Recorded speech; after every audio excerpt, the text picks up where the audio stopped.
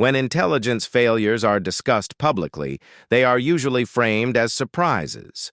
Warnings were missed, signals were unclear, information arrived too late. This framing is comforting. It suggests that failure is rare, accidental, and solvable with better data, faster systems, or improved technology. It implies that intelligence institutions failed because they did not know enough, not because they knew too much. History does not support this explanation. In most major intelligence failures, the problem was not the absence of warning. It was the presence of warnings that were inconvenient, destabilizing, or politically dangerous. Information existed. Analysis existed. In many cases, the conclusions were explicit, internally circulated, and discussed well before the failure became visible to the public. The breakdown occurred after that point. Intelligence institutions are designed to collect information, but they are also designed to survive. Survival requires stability, predictability, and alignment with leadership expectations. Accurate intelligence that threatens those conditions creates friction inside the system.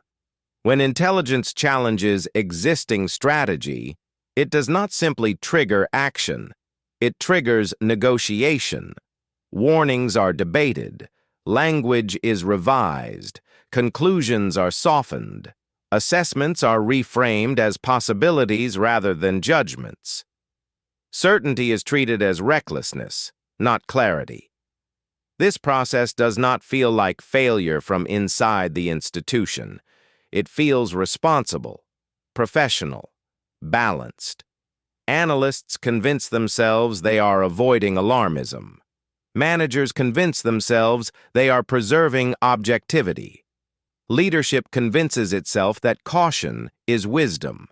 Over time, however, this process produces a familiar outcome. When failure finally becomes undeniable, it is described as unforeseeable. But internally, it was anticipated, discussed, and ultimately neutralized. This episode is not about intelligence agencies failing to see what was coming. It is about how institutions learn to live with warnings they cannot afford to act on. Inside intelligence institutions, information does not move in a straight line.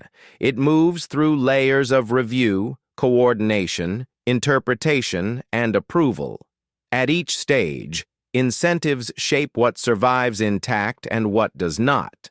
Analysts are evaluated on accuracy, but also on reliability. Reliability in this context does not mean being correct. It means being predictable. It means producing assessments that align with institutional expectations and do not generate instability. Warnings that challenge prevailing assumptions carry career risk. They demand attention. They create friction. They force uncomfortable conversations. As a result, they are treated cautiously. This creates a quiet distortion. Warnings that imply disruption are softened. Timelines are extended. Language becomes conditional. Clear assessments are reframed as low-confidence judgments. Ambiguity becomes a form of protection. This is rarely the result of explicit censorship.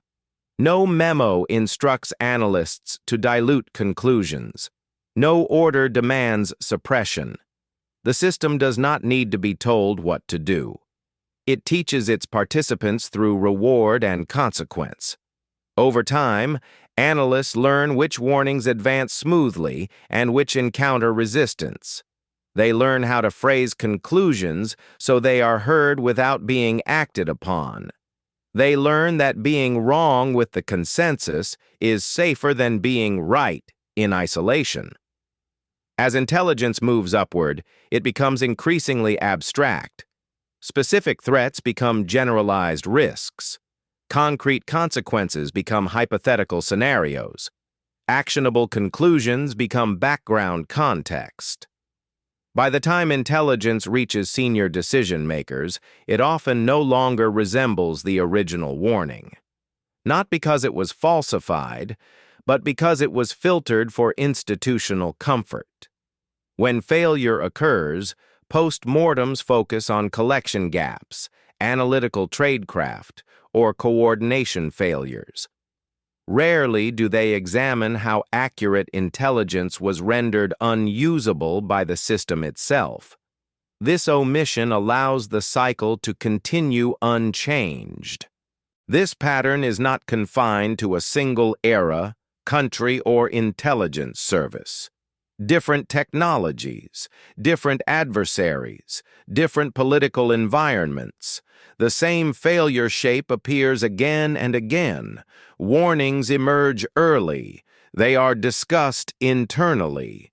They are acknowledged as plausible, sometimes even likely. In many cases, they are not dismissed at all. They are taken seriously enough to be managed. This distinction matters. The common assumption is that warnings are ignored because institutions do not believe them. In reality, warnings are often believed precisely enough to become inconvenient. Instead of triggering decisive action, they trigger containment. Risk is reclassified. Language is adjusted.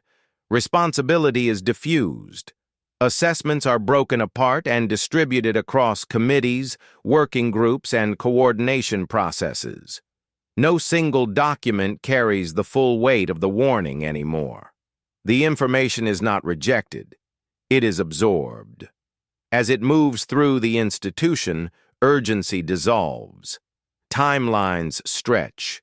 Consequences become conditional. Scenarios replace conclusions. By the time leadership engages with the issue, the original warning has been transformed into something manageable. This is why intelligence failures appear obvious in hindsight, not because hindsight is clearer, but because the warning was visible all along, just never allowed to remain intact. What differs from case to case is not access to information, but tolerance for disruption. When acting on intelligence would require admitting long-term strategic failure, reversing policy, or confronting institutional contradictions, inaction becomes the least destabilizing option.